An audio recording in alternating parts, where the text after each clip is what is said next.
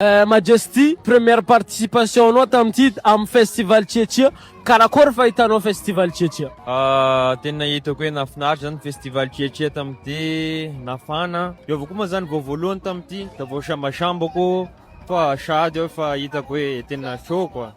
Ary afapo zany mitoroko efa vita tamy maly mbola afo koa eo androany andeha agnatitra koa fa tellement chauffé izy tamty.